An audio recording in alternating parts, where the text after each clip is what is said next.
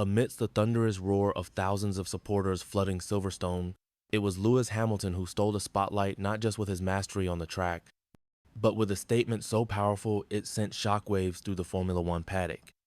In front of the media and his team, the seven-time world champion delivered a message that didn't just rattle Ferrari's future plans, it openly criticized Charles Leclerc and the Red Team's engineers. Was this a sign of a growing internal divide at Ferrari? Or are we witnessing the beginning of a bold revolution aimed at returning the prancing horse to its former glory?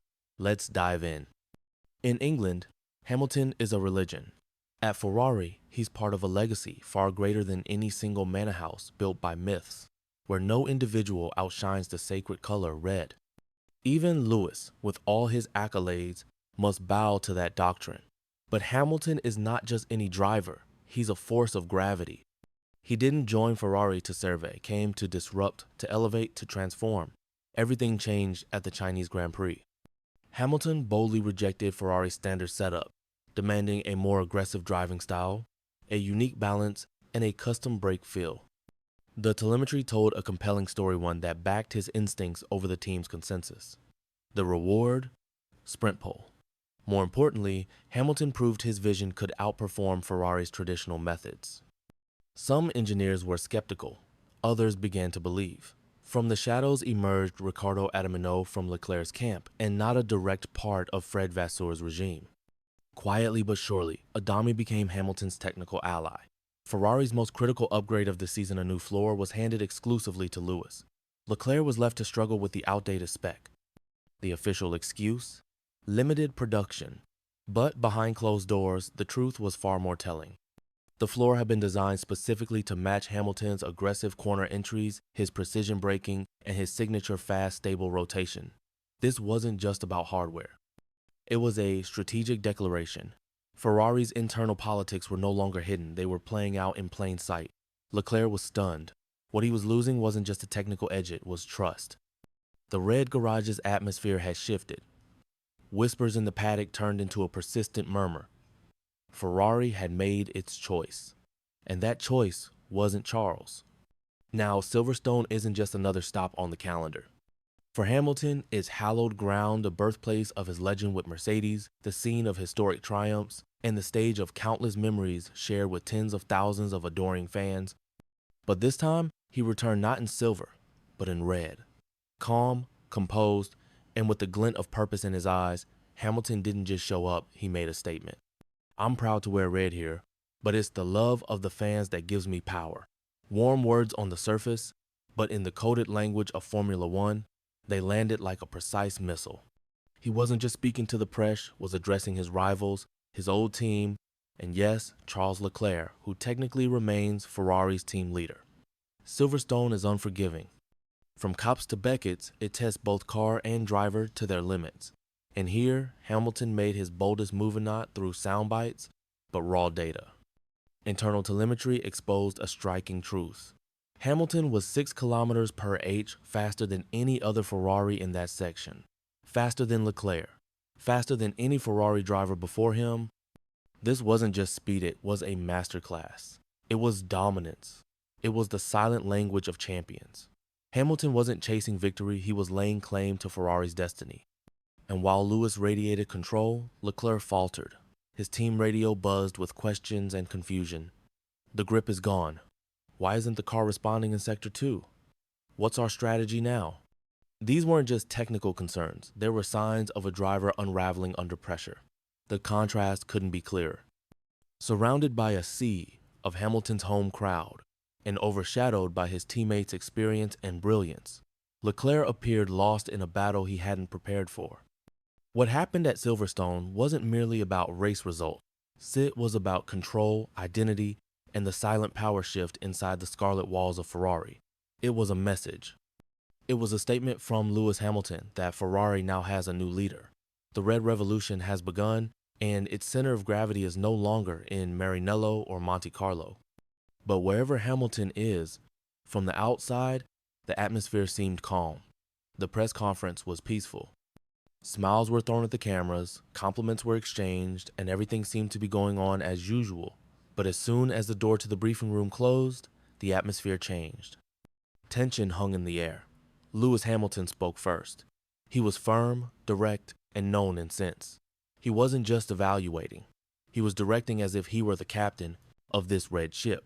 By contrast, Charles Leclerc looked hesitant. His tone was low, his sentences often unfinished, and he asked more questions than he offered opinions. A stark contrast. In the middle of the room was Riccardo Adami, the senior engineer, long known as Leclerc's right-hand man. But that day, his laptop was facing Hamilton, not Leclerc, not L.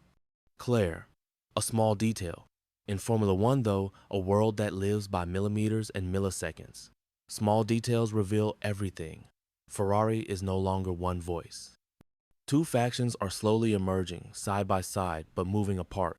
On one side is the Leclerc camp, symbolizing long-term dedication. Born and raised with the team, he is the heir to the Maranello spirit. On the other side is a new faction beginning to form, those captivated by Hamilton's presence. Hamilton is a figure who brings not just speed, but also vision, direction, and most importantly, in floats. Ferrari smiles in public. But behind the walls of the briefing room, cracks are clearly audible. The SF25's technical design is also beginning to reflect this major change. The car's setup is shifting increasingly toward Lewis Hamilton's preferences. In every performance evaluation, Hamilton's data and input are given top priority. Conversely, Charles Leclerc is increasingly on the defensive, facing technical challenges and frequent disregard in crucial decision-making processes. This is no longer just a battle of who is faster on the track. It's about who controls Ferrari's future direction and narrative. The Scuderia now speaks two languages. One is calm and measured yet controlled English, a nod to Hamilton's influence. The other is emotional and proud Italian, but it is beginning to sound nervous and defensive, a nod to the traditional voice that feels threatened. And Frederick Voss, he stands between two great forces. The team principal is trying to maintain balance between two forces that are drifting apart. But everyone in the paddock knows this kind of balance can't last in Formula One. Sooner or later, big decisions must be made. Every technical decision, every radio moment, it all boils down to one big truth. Ferrari is undergoing a fundamental shift. More precisely, it is being transformed by an outside force that cannot be ignored. Lewis Hamilton didn't come to Ferrari to simply fit in. He came with vision, experience, and a burning desire to end his career with the greatest story in Formula One history. He wasn't part of the project, he was the project. Now, slowly but surely, the entire internal structure of the team is beginning to gravitate toward him. Ferrari no longer speaks with one voice. Behind the proud red exterior, a tug-of-war rages between tradition and ambition. Is Ferrari ready to change for the future, or will it collapse because it clings too tightly to its past glory? Share your thoughts in the comments section. Patience, accepting sacrifices, remaining calm in the media, and attempting to adapt his technique to a car that simply wasn't listening, with the new floor allowing the squad to tap previously unavailable performance. Patience is giving way to confidence. You can see it in the garage, body language, smiles, and belief. Hamilton is aware of the car's current capabilities. So does everyone else. The floor has given more than just lap time. It has given hope. And if these results hold, if Hamilton continues to find time and Ferrari maintains its technical momentum, 2025 will not be remembered as a rough start. It will be remembered for one of the most stunning mid-season turnarounds in recent memory. And it all started with a bit of carbon fiber lying under the automobile, which might change everything. What Ferrari has just revealed with this new floor is not a tiny step forward. It is a major revolution in the competitive landscape for Lewis Hamilton. It is the first time in his Ferrari career that he has actually had a machine capable of matching his skill rather than fighting against it. The numbers, the balance, the constancy. Most significantly, the feeling behind the wheel all points in the same way. This flaw doesn't merely work, it is altering everything. The results of the Red Bull Ring tests verified what many inside Maranello had only hoped for. The SF25 still had untapped power waiting to be unleashed. And now, with this radical new aerodynamic foundation in place, Ferrari is no longer chasing the field, but rather preparing itself to lead. Hamilton's confidence is back. His pace is returning. And with the impending suspension upgrade likely to build on all this floors open, the second half of the 2025 season seems wide open. It's not about catching up anymore, it's about getting back.